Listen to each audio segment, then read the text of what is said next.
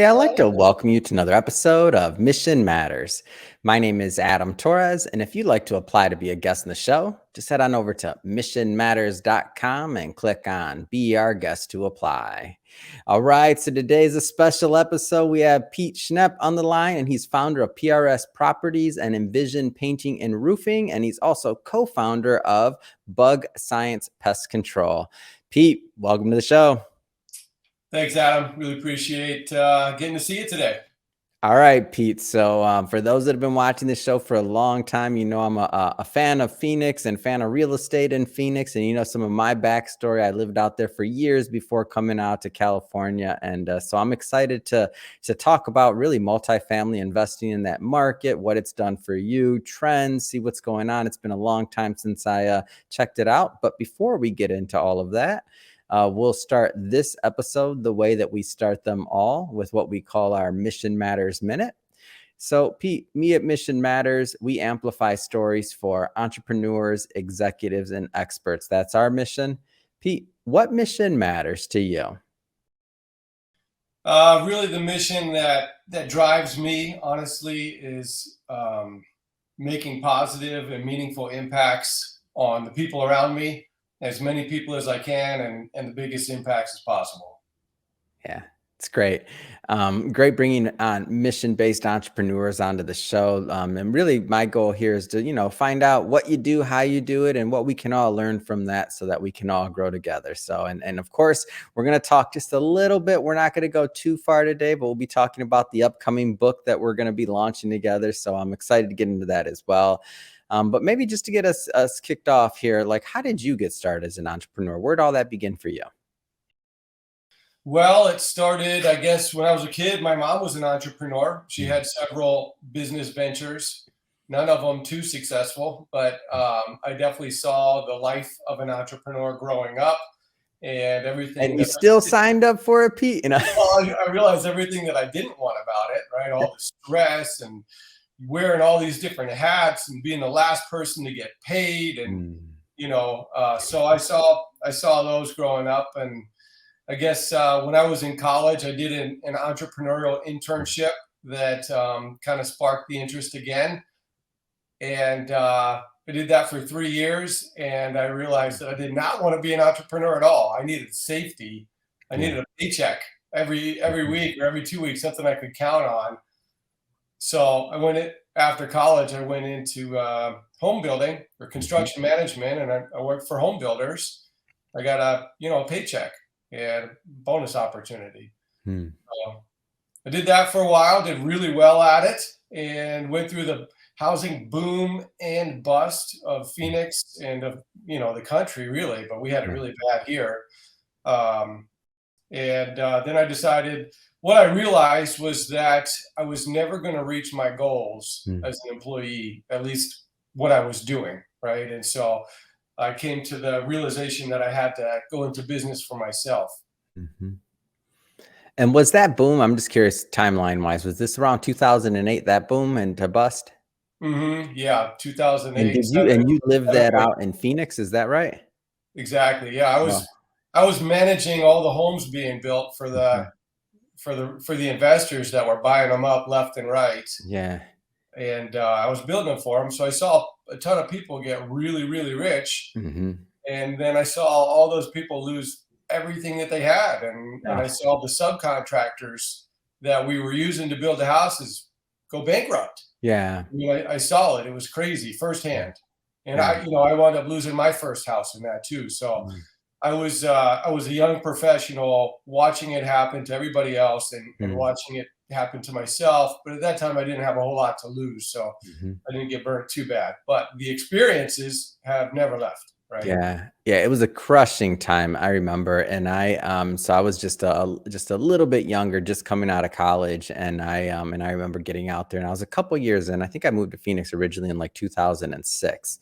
So I was probably like 2 years into my career. I wanted to buy in the market. I remember 2006 to 2008, it was like every week you'd see property values just skyrocketing, and like on paper, I mean, California investors and out-of-state investors just driving the market out to these ridiculous valuations. It's like it doesn't matter if you doubled somebody's rent in some cases, you still couldn't like have positive cash flow on a particular property, depending again on the class, the property, all that stuff. But yeah, it was some wild times during that time. I remember that, and I remember looking at the market, and it kind of, and the reason I bring that up is because as we get into the multifamily investing, what you do, it's definitely not that. Like it's a whole different investment thesis. There's a different, kind of approach to what you're doing, and we're going to go into that as well. But I think what I want to go with first is like, when did you decide to maybe start? So you go to become an entrepreneur. Which business came first? Because I know you have multiple. So what kind of came first there? So when I was an employee in construction, I got my real estate license because I saw so many realtors doing well. I knew that if I could get that, even if I did a couple of deals or just use it on my own for my life, I'd come out on the positive side. But I started dabbling in a couple of deals. My first real estate deal ever was actually I got a deal under contract. I think it was on the MLS. I had a realtor, and I had no money to buy this property. And then I went on Craigslist and I marketed it. I put it up for sale, saying that I was selling my contract, and I assigned my contract to somebody else for $5,000. Wow! And I was like, I don't know, 24, and that was my first real estate deal ever. It was crazy. It was too good to be true. I mean, it definitely took some work to do that. But anyway, I wasn't really in the real estate business then, but I had my license. And but then in 07, I guess I started my painting company, at least on paper. And I started kind of running it on the side while I was still employed. And then it started taking off.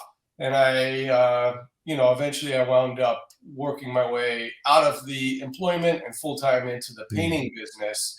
To me at the time, the painting was still, it was what I knew best. And it was probably for me the safest bet because I still needed income to pay the bills, and it was quick turnaround. And so that's what I started and ran strong.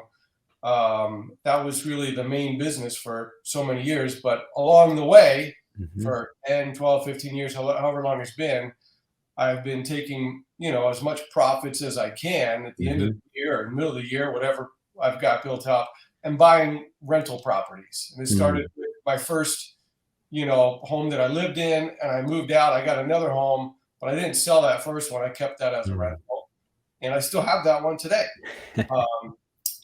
So I guess I was really in the painting business first. I did sell a few houses here and there, but it was really just like a side gig. And then I was buying properties for the long haul. Yeah.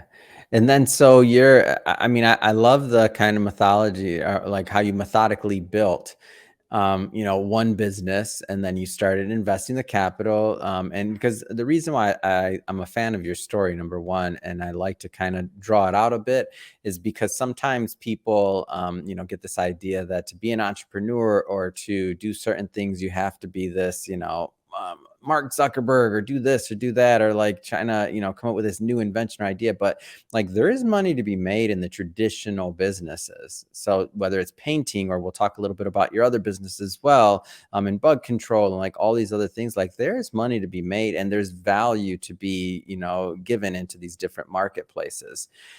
So take me a little bit further down the story. So now you got some houses going, or some rentals, painting business is still going strong. What happens next? I just kept going and picking up steam, really. And I had the methodically building, right? You're a builder. Methodically building. Yeah. And we lived clear, deliberately, and purposefully. So to me, love it. Real estate was the end game. And building the painting business was great, but it was a high paying job. So, it could have been a sales job or whatever, but I had to wear all the hats, and there's the ups and the downs of being self-employed. But I knew that I would never get, true wealth comes from real estate or other methods. And a painting business, a local service company, maybe people can build them real big, but the odds of doing that and the effort to do that, to me, was way too great. I don't want to work that hard. Yeah. And so I realized that the path to earning money while I sleep and generational wealth and eventually not having to work for money was going to come from rental properties, because I already like real estate. I know construction. I have my license. Like, this is what I love. Yeah. So I knew that was the end game. And once I determined that, I mean, don't get me wrong, I love the painting company as well. I Of course. love all the customers that I interacted with. Absolutely. We make a lot of positive impacts through that company, either directly to our customers or through the community. So I loved it, but I used that basically as a means to an end. My amazing wife and my family, we live modestly. And the problem with most people is, as they start earning more money, they buy a bigger house, they get bigger expenses, they get bigger cars. And we've sacrificed for 10 years or so, so that we could plow as much extra cash into real estate as possible. That was my number one priority. And in hindsight, I'm glad I did.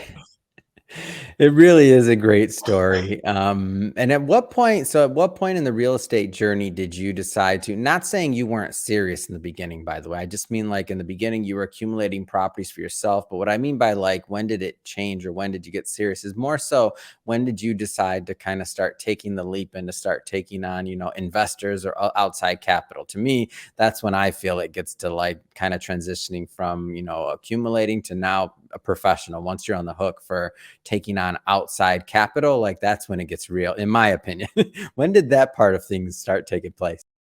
Yeah, well, I mean, you're so right. When you're buying properties on your own, it's there's a lot of pride that I had in that, building a self-funded portfolio and not having to answer to other investors. But at the same time, when you work as a team or with partners, you can go a lot further. For sure. And so most real estate investors come to that conclusion, and they either die off and level off, or they push themselves out of their comfort zone and go forward. And so I've done that. I guess it's been a few years now where we started allowing friends and family to invest in the deals, and some accredited investors. We're not a big firm like some of the big national companies that do that on a huge equity scale. But there's something to be said when you've got a good system down that you're doing well in, and you can share in the profits with people that you like and people that trust you and believe in you. And so it's another way that I personally can fulfill my mission of making positive and meaningful impacts, right? If I can do what I do best and what I love best, and help somebody or somebody's family's financial future at the same time, it doesn't get much better than that. Yeah. Tell me a little bit about your investment thesis. Like, are the types of properties that you're looking for, that you're investing in? Like, let's go under the hood a little bit on what it takes for you to deploy and make an investment decision on capital. Sure. Good question. So I personally like small multifamily properties. I feel like it's kind of a sweet spot where there's you don't have institutional capital that you're fighting against, and you don't have like the retail homeowners that you're fighting against. And there's also a lot of like kind of mom and pop old school owners that have held these properties for a long time. They've got a ton of equity and they just don't want to manage it anymore. So there's a lot of opportunity there to buy right. And once they're fixed up, I can easily manipulate them by improving them, getting the rents up to market rate, and managing it properly to find the upside on the valuation, right? And so the other thing is multifamily is, people are always going to need apartments. So I generally like something a little bit older, like a B or C class. Those properties, they work out well. And so in Phoenix, with that property, I feel like we've got the sweet spot here. At that age, and in this location, it's not easy, but you can find properties that cash flow really well and have a lot of potential for, natural appreciation over time. And you've got the forced appreciation when you buy it right and do all the things that I just mentioned. And the reality is there's always going to be a need for older apartments. We're not building the brand new ones that people are charging $2,000 or $3,000 a month for, Mm-hmm. right? What we have, there will always be a need for the lower Yeah. income class. Yeah, I'm a fan of your investment thesis, and that was the same place that I used to play. And it doesn't, and there's no shortage. And you're right, like the institutional investors, they're not going to go, they can't do that. And then if you're playing in that, depending on the amount of doors, then you once you take yourself out of the single family spot, now all of the really small investors, like they can't necessarily play in that space. So Right. that sweet spot of depending on how many doors you're going for is a really nice niche. And then a lot of people that have held those properties, it's what you're saying, I completely agree with. They age out of it. They're like, okay, I'm ready to retire. They've been making money on that thing for so long. And I'll tell you, one of the first properties I bought out there, I did the old move into one of the units and rent the rest out. Man, I lived for Yeah. free for years, Pete. I'm telling you, Yeah. years. I lived for free. When I moved to California, I still remember this is in my like late 20s at this point, but when I bought it was my early 20s. It lived for free. When I got to California and I had to write a rent check, I almost felt like, what is this? I have to pay rent? I thought people pay me to like live here. Like that was Yeah. my experience for most of my 20s, is that exactly what you're talking in, the exact type of property type in my little one bedroom. But it goes back to like there's different types of people, risk, aptitude. Like I didn't have the risk of somebody else that's going to do something else. I wanted to methodically build over time.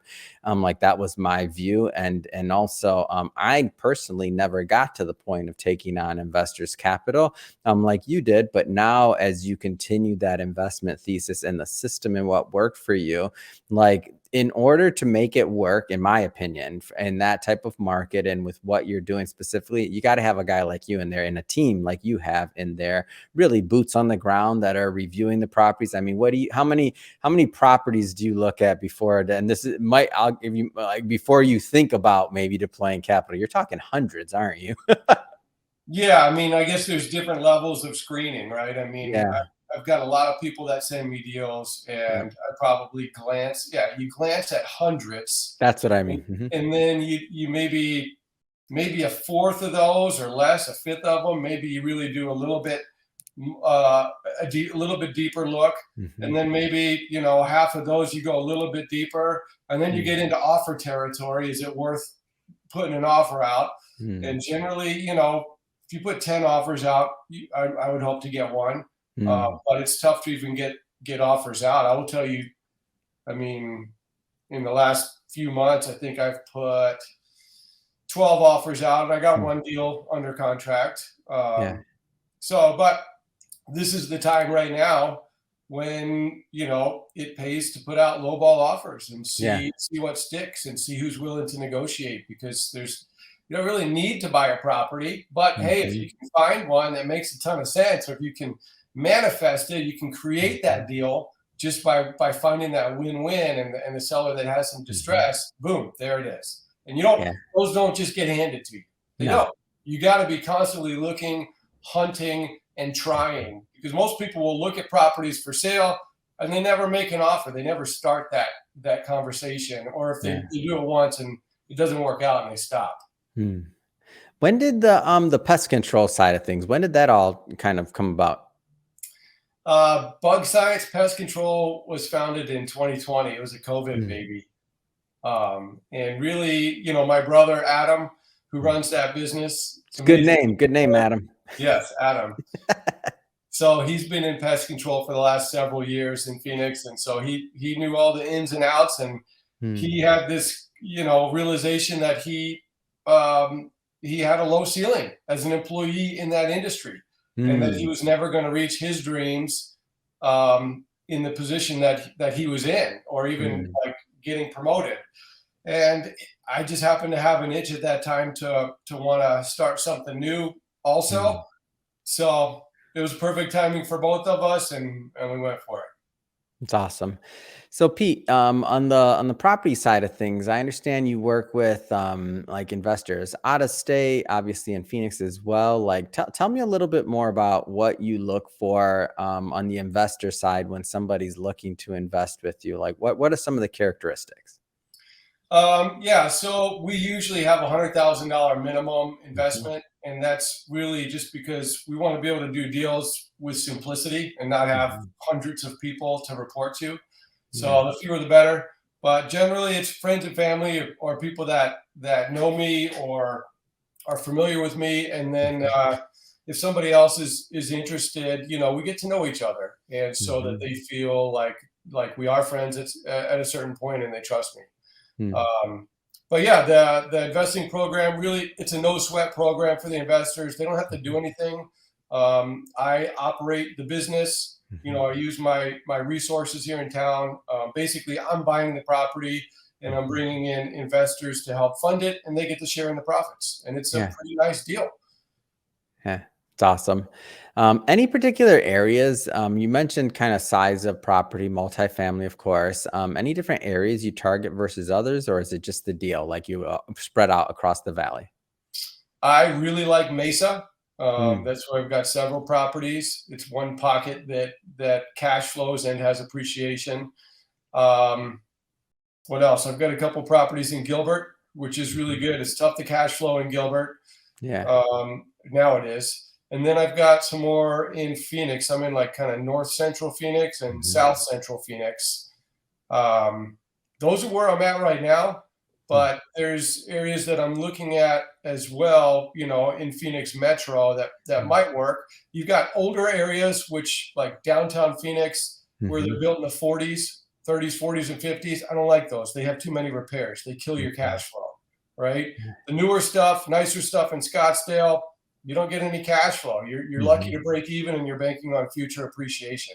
Mhm. Glendale is an area I don't have any right now, but that it could potentially work in Glendale. Mhm. So, depending on the age of the property, the location, those are kind of what I Mhm. look at, and then what value can I add as well. So, I was Mhm. talking to another broker today. They asked what I'm looking for. I'm not going to buy anything that somebody else already fixed up. Okay, if you got Yeah. something that bought it a year ago and is trying to sell it for retail now, that's not me. But I'm also Mhm. not looking for something that needs a complete gut. So, Mm. like, ideal scenario, just visually thinking about it, right? Okay, let's say you got a mom and pop owner Mhm. and they've owned it for 20 years and they never go to the property. They never Yeah. go visit it because they don't want the tenants to come out and ask them to replace the windows or Mhm. their door doesn't close right and the washing machine is broken. They don't want to go out there and get a laundry list of stuff to fix. So they never go Mhm. look at it, right? And the tenants, when they see somebody new walking on site, they don't go outside because they know they're paying under market rent. Yeah. That might be the owner or the manager. I don't want them to see me because the place next door charges $200 more a month and they Yeah. haven't got a rent increase notice yet. So like they're hiding from the rent increase. So that's almost like an ideal scenario because you've got deferred maintenance, you've got under market Mhm. rent. I can come in there and add so much value to a property like that. Yeah. It's just that's the perfect scenario. Yeah, it's great, and there's so many of those out there in that market, like what you just described, and it's funny to hear you say it because that's exactly how it happens too. Yeah. It shows your level of experience, though, also with these properties, like, that's exactly what happens.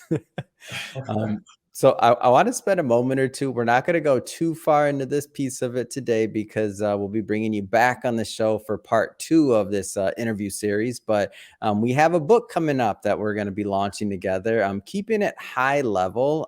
What are some of the things you hope to propose in the upcoming book? In the book, I'm writing the book for a few reasons. Really, one is it's kind of a bucket list thing, and you guys make it nice and easy to fulfill that. Two, I want to teach, some of my lessons that I've learned to my kids, Mm, and specifically about around the importance of buying and owning real estate, mm, right? Because I firmly believe, well, I was told one time several years ago, there's three ways people get wealthy in America. mhm, One is by owning big business, mhm, one is by owning stocks, and one is by owning real estate. Those three mhm, things, or a combination of all. Real estate was was just what I love the most. And it can truly provide wealth and time freedom that a lot of other things can't. But it's not easy, and it takes time. And so that's kind of a high level overview of what I'll be talking about. I'm gonna cut you off there. Don't worry, because we're gonna do a whole nother interview on that, and you better believe I have more questions. But for today, I mean, first off, it's been great having you on the show, Pete. Been looking forward to doing this for a long time with you. You got your business growing. You're putting in offers on properties. Congrats! You got one under contract. You mentioned. I mean, I'll just ask, what's next? What's next for you? What's next for your businesses? Continuing to push forward, you know, nothing really crazy, but it's a weird market right now. The rules are changing a little bit, but the people that figure out the rules of engagement are going to be big winners. Well said. If somebody's watching this and they want to follow up and they want to connect with you and your team, what's the best way for them to do that? Yeah, you know, you want to shoot me an email, that'd probably be the best. It's Pete, Pete at PRS Properties. Fantastic. And we'll put a link to that in the show notes as well, to the website as well. And definitely want our audience to go and check it out.